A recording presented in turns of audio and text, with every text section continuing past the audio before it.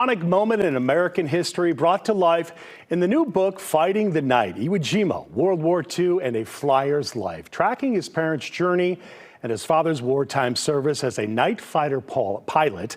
Author Paul Hendrickson brings life to this personal and powerful story. And with Father's Day this Sunday, it's a perfect time for Paul to join us now with more on this book. Hi, Paul. Welcome.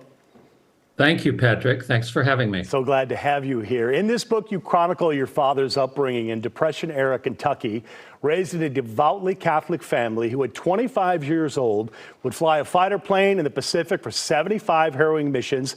That is the stuff that legends are made of. That said, you were just 6 months old at the time. I was, when my parents said goodbye to each other in a scabby motor court lodge in Amarillo, Texas, not knowing if they would ever see each other again. Yes, my mom was barely 21 and had two babies on her hip. I was one of them.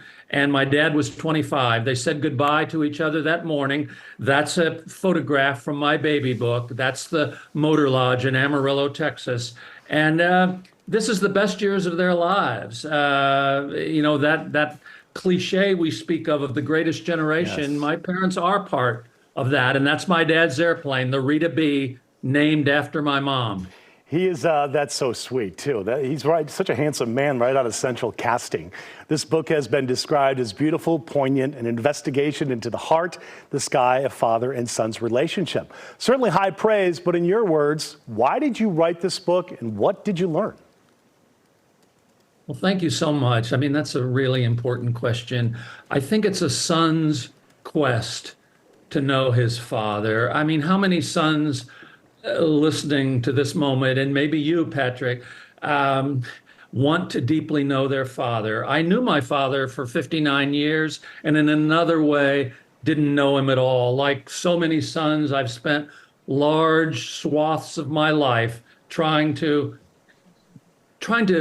reassemble the life of someone who awed me and scared me, almost as long as I knew him. In a sense, World War II is the backdrop of the story. There's plenty of war in it, but it's really about a son's search for his father.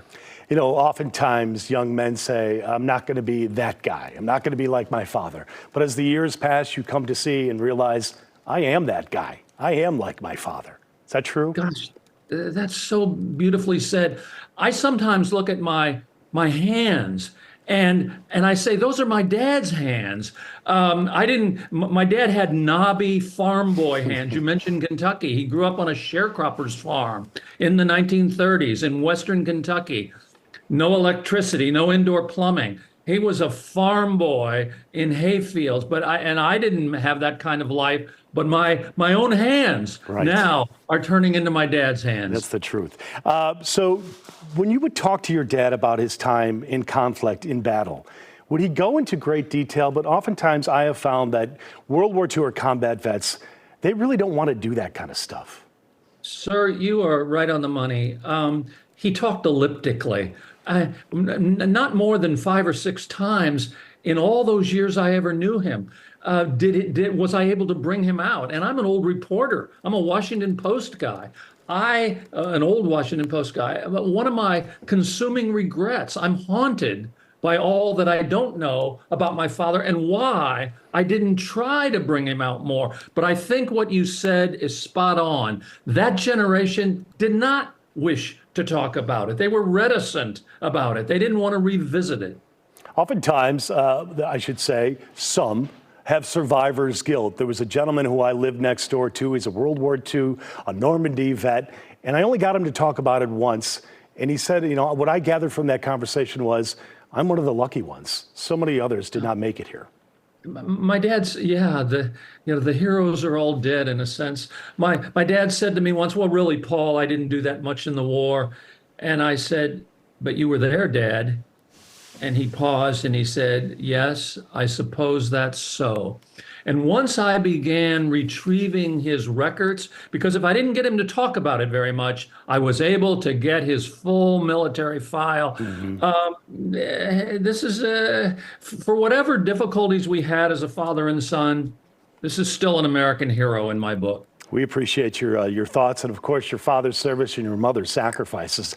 We thank you so much, Paul. I should tell you, folks, he's raised in Kankakee and Wheaton. His father flew for Eastern out of Midway and O'Hare. So you, your family, and WGN go hand in glove. And I love just being associated on a program today with WGN. Thank you. Thank you, sir. You can check out more from the author at paulhendrickson.org. And with that, we'll be right back.